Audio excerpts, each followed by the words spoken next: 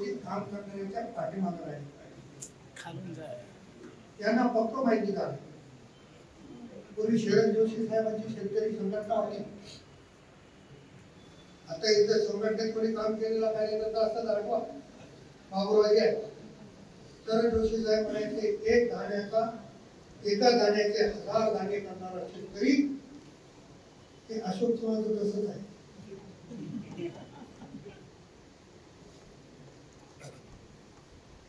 निवडणूक आली आणि निवडणूक संपली बस कागदावर दर्शते आणि विचारायची कोणाची ताकद नाही. माणूस मोठा आहे आणि मोठं कोणी केलं. या लोकशाहीमध्ये मोठे करणारे तुम्ही आहे, लहान करणारे तुम्ही आहे. मला कोणी निवडून दिलं आणि पाळलं कोणी. ही लोकशाही. लोकशाहीमध्ये आपण चमत्कार करू शकतो. तो चमत्कार तुम्हाला करायचा. मला खात्री आहे ती सगळी नव्याने उभा राहते. बाळासाहेबांना सांगितलं की आत्मारामला बळ दिलं पाहिजे. राष्ट्रवादी काँग्रेस कार्यकर्त्याला बळ देणारी पार्टी आहे. पण माझ्या एवढे पक्ष कोणीच केलं नाही. सगळे पक्षात अनुभव आहे. त्याच्यामुळे कोण्या पक्षात काय आहे ते मला चांगलं माहिती आहे की नाही. आता मी पक्ष बदललो म्हणून दुसऱ्या लोकांना बदलले पण आमच्या दोघांच्या बदलण्यात फरक आहे. मी कोणाला घाबरून पक्ष बदललो नाही. आम्हाला माहित नाही. शेवटी आम्ही परिस्थितीने लहान असतो पण पत्रे साहेब स्वाभिमानी कार्यकर्ता. मी माझ्या आयुष्यात कुठं झोपलो नाही आणि भविष्यात मी आतापर्यंत 18 निवडणुका लढवल्या, 16 निवडणुका जिंकल्या. मागच्या दाराने कधीच गेलो नाही. कारण माझे वडील काही मंत्री नाही, माझे वडील काही खासदार नव्हते. मागच्या दारात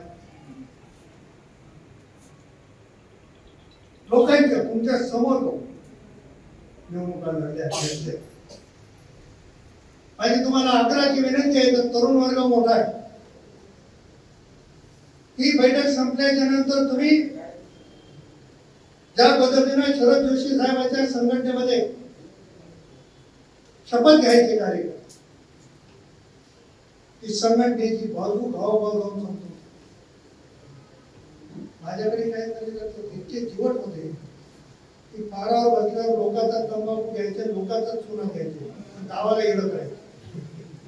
ही जिद्द होती काय ती जिद्द तुम्ही बाळगा आणि इथून उत्तर द्यायच्यानंतर प्रत्येकाच्या घरात अजितदादा, प्रत्येकाच्या घरात घड्या, प्रत्येकाच्या घरात राष्ट्रवादी हे चित्र बिंबवा.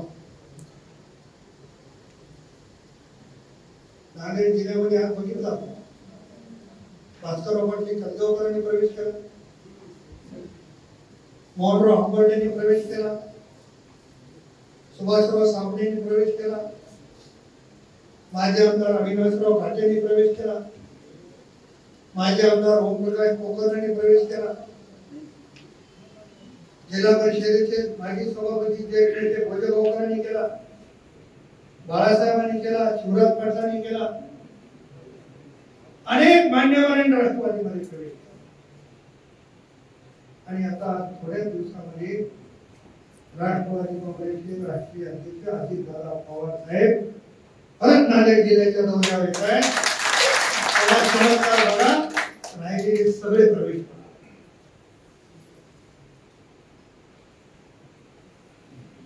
म्हणजे हा घोडा का वाढतोय की सगळ्या जाती धर्माला घेऊन चालणारा पक्ष म्हणून राष्ट्रवादी काँग्रेस आणि त्याची निवड लोक करत आहेत.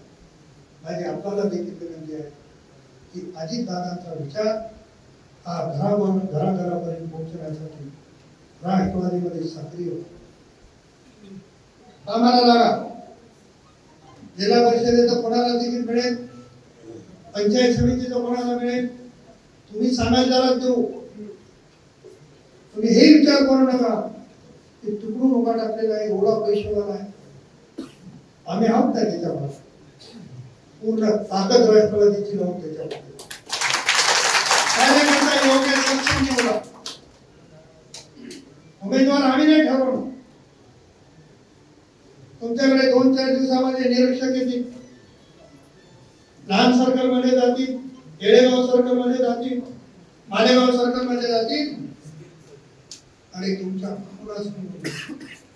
लोकांमध्ये राहणारा कोण कार्यकर्ता आहे, लोकांच्या सुखदुःखामध्ये येणारा कोण कार्यकर्ता आहे, त्या कार्यकर्त्याला राष्ट्रवादी काँग्रेसची उमेदवारी दिली जाईल आणि ते काम आपण सगळ्यांनी मिळून एकत्रितपणे करायचं. आता पदवीधर मतदारसंघाची निवडणुका होऊ घातलेल्या आहेत, त्याची नाव नोंदणी मोठ्या प्रमाणावर सुरू आहे. माननीय आमदार सतीशरावजी चव्हाण ते 3ऱ्यांदा आमदार झालेले, आता आपल्याला 4थ्यांदा त्यांना आमदार. त्यासाठी राष्ट्रवादीच्या कार्यकर्त्या सगळ्या पदवीधरांची नोंदणी त्या मुदतीमध्ये करून घ्यावी अशा पद्धतीची. बाकी काही गोष्टीचा उल्लेख आपण केला असेल, काही गोष्टी राहिल्या असतील तर कालांतराने निवडणुकीच्या प्रचारात किंवा इतर गोष्टीमध्ये त्याचा खुलासा करू. ज्यांची आज नियुक्ती झाली त्यांना एकच सूचना, कोण श्रीमंत आहे कोण गरीब आहे हे बघून आम्ही नियुक्ती केली.